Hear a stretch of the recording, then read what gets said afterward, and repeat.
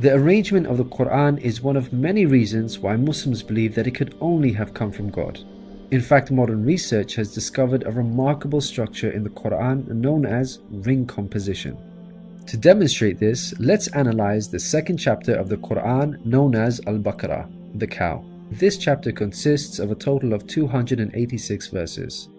The entire chapter can be divided into 9 groups based on theme. The first group of verses talk about faith and unbelief. This mirrors the theme of the last group of verses. The second group covers God's creation and knowledge. This again mirrors the second to the last group's theme. The third group discusses the law given to the Israelites, which mirrors the giving of law to the Muslims in the 7th group. The fourth group relates to the test of Abraham, a mirror of the test of Muslims in the 6th group. The middle group, the 5th group, is the central theme of the entire chapter, the change in direction of the Muslim prayer. We have made you believers a middle nation, so that you may bear witness to the truth before others.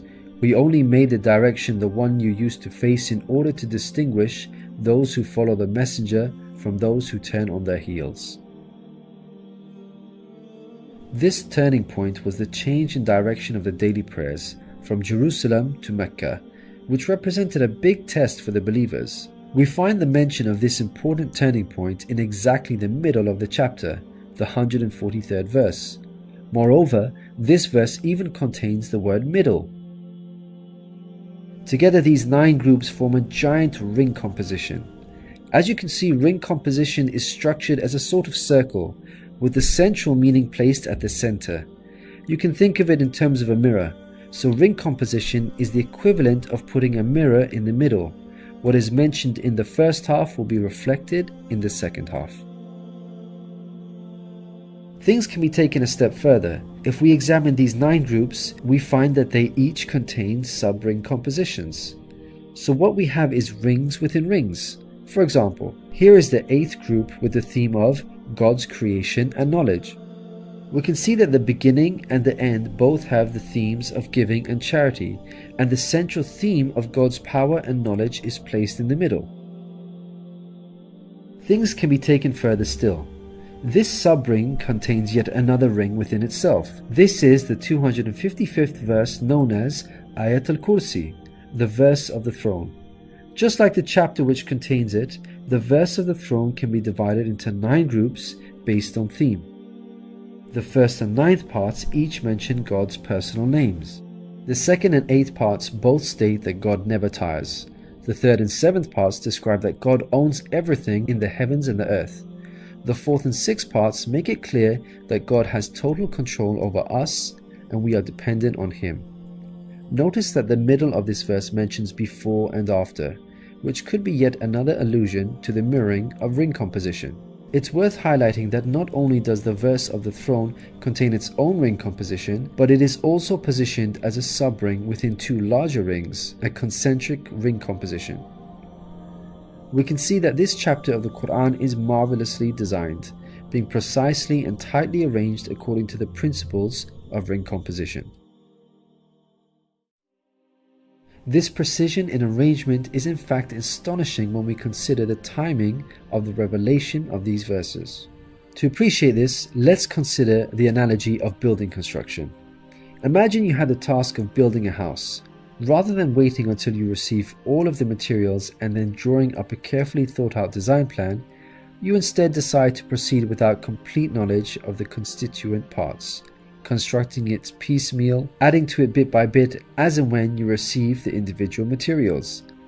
What are the chances that this approach will result in a well-constructed house? Unlike an organized approach where each part is placed in its best possible position according to a design plan, instead you have a situation where it seems each part is placed arbitrarily, depending on the order in which the parts were received. In such circumstances, you would most likely end up with a very poorly designed house, liable to collapse at any time. It is highly unlikely, perhaps even impossible, that this disorganized approach would end up with the same stunningly designed house as an organized approach.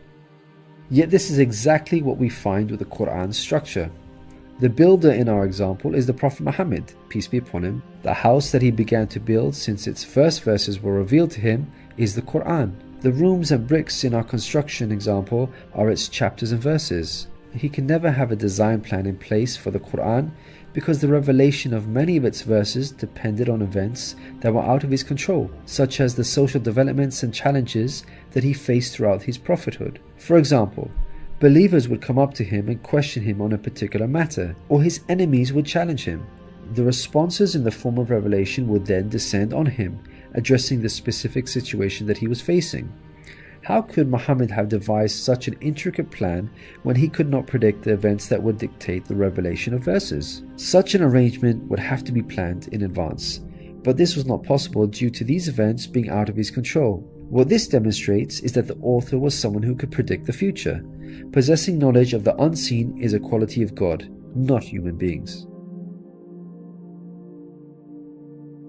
Some critics may point out that books prior to the Quran had this literary style and therefore we cannot use this as an evidence for the Quran's divine origin.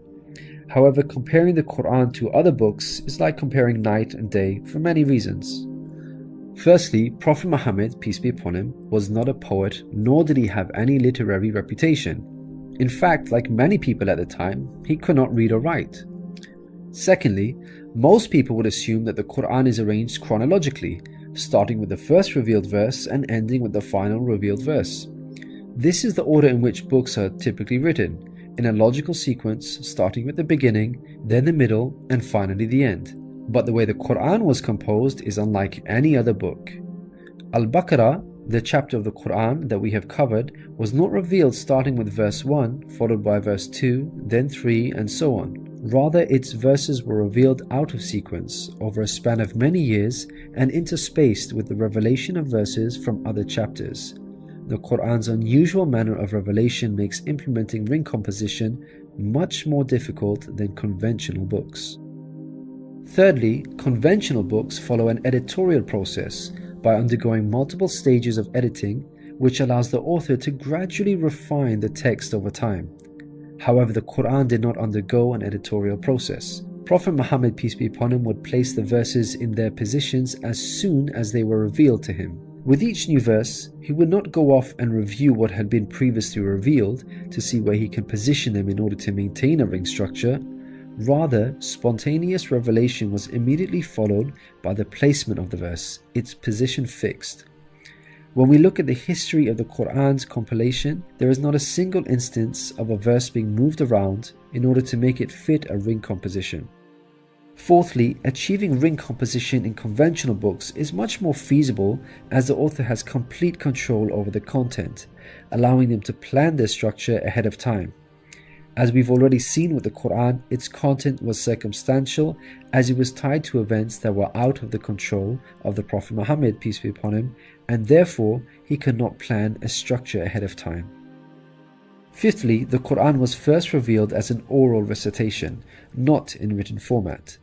With written books, you can easily plan a structure because you can quickly and conveniently refer back to what you have written previously. But with a recited text like the Quran, the Prophet Muhammad, peace be upon him, would have had to rely on his memory in order to recall what was previously revealed, a much greater challenge. In light of all these difficult circumstances, wouldn't you expect the Quran's structure to be jumbled? What we find against all odds, however, is that the Quran contains a remarkably sophisticated structure. The circumstances of the Quran's revelation, together with its precision and harmony, represent a compelling argument for its divine origin. Your companion is neither astray nor being misled, nor does he say anything of his own desire. It is no less than inspiration sent down to him. He was taught by one mighty in power.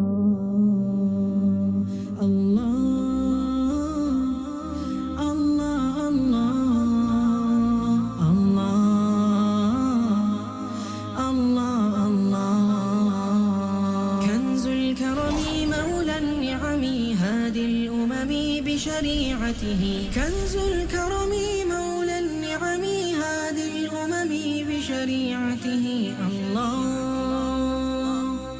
الله الله